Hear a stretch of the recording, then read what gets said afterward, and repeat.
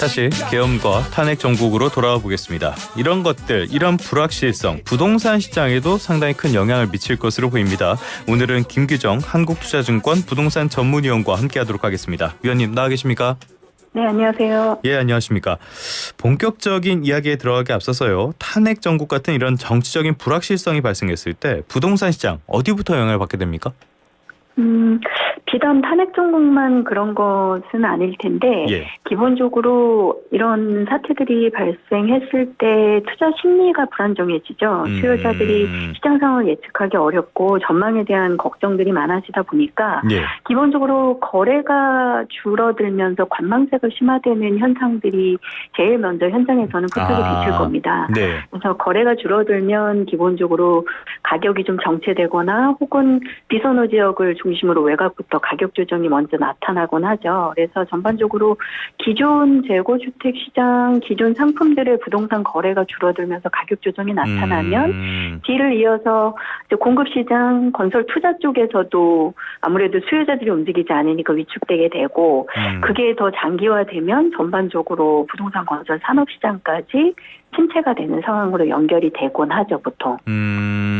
투자자들의 시장 진입이 줄고 당연히 거래량도 줄어들게 되고 이런 것들은 기업 투자를 줄일 것이고 그래서 전반적인 악순환 이런 것들이 만들어진다라고 볼 수가 있겠는데 과거 사례를 한번 짚어보도록 할게요. 박근혜 정부 때 그리고 노무현 정부 때 탄핵 정국이 있었는데 당시의 부동산 시장의 흐름은 어땠습니까? 네, 일단 통계적으로만 보자면 2016년 11월부터 17년 3월 박근혜 대통령 탄핵 정국 때는 예. 해당 기간 동안 아파트 가격, 주택 가격 변동률이 일시적으로 좀 하락세를 보이기도 했습니다. 그리고 2004년 3월, 5월 노무현 대통령의 탄핵 정국 때는 반대로 서울 전국 주택 가격이 3달 동안 오름세를 기록하기도 영향이 했었어서 없었네요, 이쪽은. 네. 네, 사실 이 통계로만 보자면 이게 탄핵 정국이 직접적으로 거래나 가격에 매우 긴밀한 영향을 미쳤던 것인가라고 분석하기는 사실 좀 어려운 부분도 있고 네. 실제로 2016년 같은 경우에는 당시에 이제 13년부터 가격이 오르면서 뭐 분양권 전매를 제한한다던가 이런 규제들이 좀 올라오던 시점이기도 했었고 네. 오히려 노무현 대통령 탄핵 정국 이후에는 카드 대란 사태 이후에 신용 불량자 급증 사회적인 문제들하고까지 겹치면서 하반기에는 오히려 또 급락세가 있기도 했었거든요. 예. 그래서 탄핵 정국과의 긴밀한 연관성보다는 전반적인 부동산 주택 거래 시장 그리고 수요자들의 자금 마련 등에 영향을 미치는 전반적인 정책 흐름이나 제도 변화 이런 것들에 더 큰 영향을 여전히 받고 있다라고 보는 게 맞지 예. 않나 싶습니다. 일단 뭐 부동산 시장이라는 곳 자체가 금융시장처럼 즉각적으로 반응하는 곳은 아니다 보니까 이런 흐름도 있는 것 같은데 자 그런데 이제 문제는 정치적인 불확실성이 커지면서 말씀하신 것처럼 부동산 시장에 큰 영향을 미치는 정책적인 불확실성이 더 커졌단 말이에요. 그렇다면 관망세가 앞으로 더 이어질 것이다 이렇게 볼 수밖에 없는 거 아닙니까? 네, 단기적으로의 영향력은 제가 방금 전에 긴밀하게 볼 수 있을지 없을지 좀 불확실하다고 말씀드렸지만 예. 이러한 상황들이 장기화된다면 경제 전반에 영향을 미치게 될 것이고 금융 환경이나 경제 여건하고 상호 연동하게 되는 부동산 시장도 그 영향을 완전히 피해가기는 어려울 수밖에 없습니다. 그래서 이미 주택 부동산 시장의 경우에는 저희가 대출 규제 강화 시점에 들어오면서 전반적으로 가격 부담을 느낀 수요자들이 거래를 좀 관망하면서 거래량 감소와 가격 조정이 이미 좀 나타나고 있었던 시점이었기 때문에 이러한 불확실성으로 거래 관망세가 장기화된다면 거래량 감소나 가격 영향을 받는 지역들이 증가하는 이런 하락 기조 국면으로 들어갈 가능성도 없지 않다고 봐야 될 것 같습니다. 실제로 11월 현재 좀 저희가 특징적으로 많이 살펴보시는 서울 아파트 시장의 실거래 신고량 같은 경우에 11월 기준 아직 신고 일자가 남아있긴 합니다만 2,300여 건으로 직전월이나 최고점을 찍었던 7월에 9,000여 건보다는 크게 줄어들어 있는 상황이기 때문에 이런 상황들이 장기화될 경우에 영향을 피해갈 수 없다라는 전망들이 사실상 이미 좀 많이 나오고 있습니다. 사실 거래 절벽이라는 게 부동산 시장 뿐만이 아니라 경제 전반에는 결코 좋은 신호는 아니라고 볼 수가 있겠는데요. 이런 거래 절벽 같은 것들 완화될 만한 조건이라면 어떤 걸 꼽을 수 있을까요? 최근에 서울 쪽에서도 나타나고 있는 거래 절벽이 결국에는 수요자들이 좀 불안 심리나 전망에 대한 불확실성 때문에 투자 심리가 위축되고 가격 자체에 부담을 느껴서 조금 한 발짝 물러나고 예. 자금 마련 환경이 대출 규제 등과 금리 등으로 어려워진 상황이기 때문에 이런 여건들 세 가지 중에서 뭔가 한 가지라도 좀 변화가 있어야 예. 거래 상황에 좀 영향이 있을 거라고 보여져서 직접적으로는 사실은 대출 규제나 금리, 유동성 환경에 뭔가 영향을 주는 이러한 경기 침체 우려가 높아지면서 금융 환경 쪽에서 변화가 생기면서 거래 절벽이 조금 달라질 가능성이 제일 크지 않나라고 보여집니다. 알겠습니다. 어떤 요소든지 하나는 좀 변화의 조짐이 있어야 상황도 변할 것 같습니다. 이렇게 탄핵 정국 사실상 뭐 정책이라든지 이런 것들이 올스톱되는 그런 분위기가 되면서 입법 과정 이런 데에도 문제가 생기고 있단 말이에요. 국회에서 계류 중인 주택 관련 법안 어떤 것들이 있습니까? 몇 가지가 있는데 대표적으로 제일 우려가 현재 표명되는 것은 재건축 사업 촉진을 위한 특례법 부분하고 예. 재건축 초과이익 환수제 폐지에 대해서 논의하고 있던 부분들입니다. 사실 정부가 이 부분을 완화하고 그것을 통해서 도심의 노후주택들을 정비 재공급을 하고 주택 공급 확대에도 이제 활용을 하겠다라고 전반적인 로드맵을 내놓고 있던 상태인데 예. 사실 국회 이런 입법 과정들이 스톱되면서 관련법이 통과되지 못하면 아무래도 재건축 사업장의 수익성 개선, 사업성 개선이 기대만큼 미치지 못하면서 사업을 중단하는 곳들도 늘어날 테고요. 예. 아무래도 조합원들은 이런 동력이 떨어지면서 사업을 중단하거나 영향을 받는 경우들도 좀 많이 나타날 수 있을 것 같습니다. 그렇게 되면은 지금 윤석열 정부가 추진했던 정책 가운데 하나가 공급 확대잖아요. 이쪽에서 1기 신도시에 대한 재건축 그리고 3기 신도시 구축 이런 것들이 있는데 이런 것들 정상적으로 진행되기 어려워진 거 아닙니까? 현재 그런 시선들이 많습니다. 예. 올해 1월 대책도 있었고 8월 8일에 이제 주택 공급 대책들이 나오고 그 후속 조치로 3기 신도시 확대 방안이라든가 아니면 그린벨트 해제를 통해서 이제 신규 주택을 공급하는 예정지 발표까지도 순차적으로 진행이 됐었는데 전반적으로 이런 정책적인 상황들이 여의치 못하게 된다면 진행 동력이 떨어지면서 아무래도 이런 정책들이 지연되거나 축소되거나 할 가능성도 있지 않냐. 그래서 전반적으로 공급에 대한 우려들이 다시 좀 나오고 있는 상황입니다. 실제로 올해 계획했던 주택 인허가 물량들에 비해서 한 절반 정도밖에 현재까지 좀 인허가 실적이 나오지 않은 상황이어서 중장기적으로 공급량에 대해서 이제 불안 우려들이 여전히 남아있는 상황인데 아무래도 이런 공급 정책 자체도 좀 지연이 되고 제동이 걸리고 또 더해서 최근에 불안정한 경기 여건 때문에 환율이나 물가 같은 것들도 영향을 미치게 되면서 사업성이 더 악화될 거다라는 우려들도 공급자 측에서 나오고 있거든요. 건설사 등. 그래서 그런 여건들이 겹쳐지면 전반적으로 민간 주택 공급이 좀 더 지연되거나 축소 위축될 가능성들이 좀 상당히 올라오고 있는 상황입니다.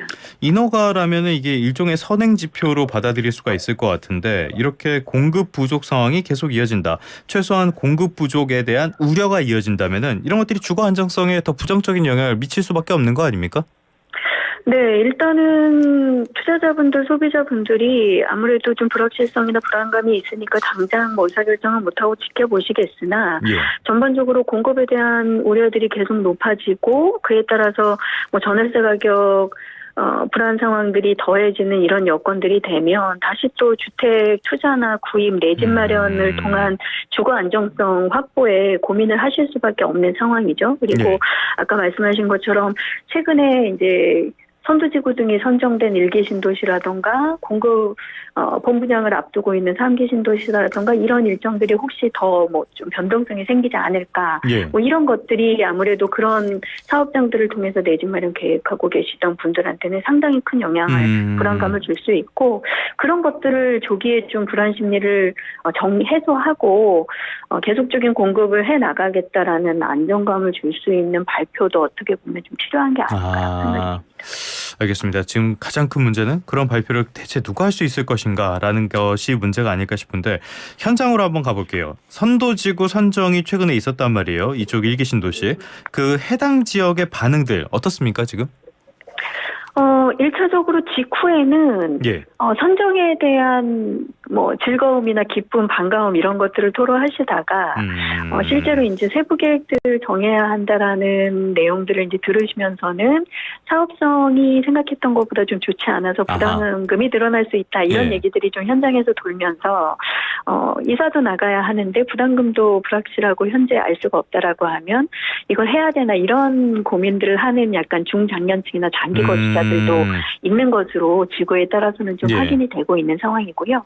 여기에 더해서 이제 현재 전국에서는 또 이 사업 자체가 좀 지연되는 것이 아니냐라는 그럼요. 걱정들도 나오고 있습니다.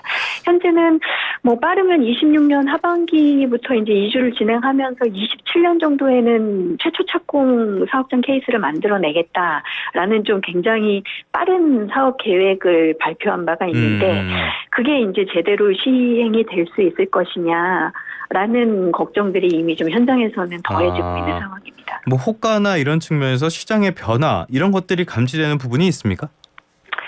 실제로 이 선도지구 예정지들을 앞두고 이제 호가들이 올라가면서 가격이 올랐다가 발표 이후에 이제 부담금 얘기들이 나오면서 좀 정체되거나 혹은 역으로 조정이 되는 경우들도 있었거든요. 선행 반영됐던 호가들이 오히려 좀 하향 조정되는 경우들이 있었는데 만약에 이후 이 관련된 일정들에 대해서 국토부에 이제 명확한 계속 예정대로 진행하겠다는 입장에 대한 표명이나 그런 안정감을 주지 못할 경우에는 올랐던 호가들이 다시 좀 제자리로 돌아갈 우려도 있지 않나 싶습니다.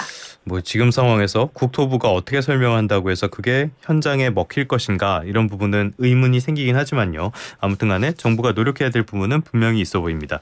그런데 일각에서는요. 부동산이라는 것 자체가 유동성이 적은 자산이라서 당장의 전국 불안이 시장 전반의 불안으로 이어지진 않을 거다라고 보기도 하거든요. 이런 의견에 대해서 소장님은 어떻게 보십니까? 물론 아무래도 금융시장보다는 직접적인 영향력이 떨어지는 시장인 건 맞죠. 그러나 아무래도 전반적인 금융시장 여건이나 정체 유계성하고 연관이 또 많은 자산시장이기 때문에 이런 불안한 전국이 장기화된다라고 하면 부동산 시장의 영향도 불가피하다고 봐야 될 거고 이미 나타나고 있는 거래 관망이나 가격 조정 같은 것들이 좀 장기화되고 상황이 더 악화될 경우에는 침체 국면으로 좀 오히려 들어가거나 중장기적인 주택 공급이나 건설 계획 로드맵에도 차질이 생길 수 있는 좀 중대 사안일 수도 있다라고 보여집니다. 결국에는 이런 전국 불안이 장기화하지 않도록 하는 국회의 노력이 제일 중요할 것으로 보이고요.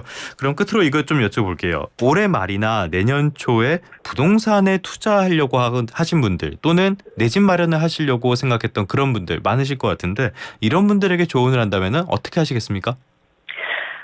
일단 최근에 관망하셔야 되는 상황으로 조금 보여집니다. 일단 불안정한 변수들이 좀 너무 많아져서 좀 무리한 의사결정보다는 조금 상황을 지켜보실 필요가 있지 않나 싶은 생각적으로 저는 직전 통화 때보다는 조금 선회가 된 상태이기는 하고요. 다만 내년에도 대출 규제 환경이나 이런 악재 변수 어떻게 보면 거래에 영향을 미치는 악재 변수와 더불어서 전월세 가격이 최근에 급등하고 있는 등의 이런 가격 상승 요인들도 굉장히 좀 혼재되어 있는 상황이어서 이런 것들을 조금 예의주시하셔야 되는 상황이고요. 다만 이러한 전국들이 장기화되면서 경기 침체나 전반적인 불황형 경제에 대한 장기화 우려 같은 것들을 빠지게 된다면 결국에는 금리나 유동성 부분으로 부양책을 쓸 수밖에 없는 상황으로도 보여지거든요. 그래서 그런 상황들이 되면 부동산 시장은 중장기적으로는 유동성을 풀고 금리를 낮추고 부양책을 쓰는 시점 이후에 시차를 두고 또 상향 변동성을 항상 주기적으로 보여왔던 시장이기도 해서 그런 변화가 언제 나타나는지를 좀 면밀히 보시고 타이밍을 결정하실 필요가 있을 것 같습니다. 참 지금은 뭐라고 판단하기가 굉장히 어려운 그런 시점인 것 같습니다. 앞서 저희 퀴즈에도 내드렸지만은 이렇게 불확실한 점들 이런 것들이 시장에 전반적으로 영향을 미치니까요. 이럴 때일수록 국회가 자신들의 역할을 충분히 해야 되지 않을까 싶습니다. 지금까지 김규정 한국투자증권 부동산 전문위원과 함께 이야기 나눠봤습니다. 오늘 말씀 고맙습니다. 감사합니다.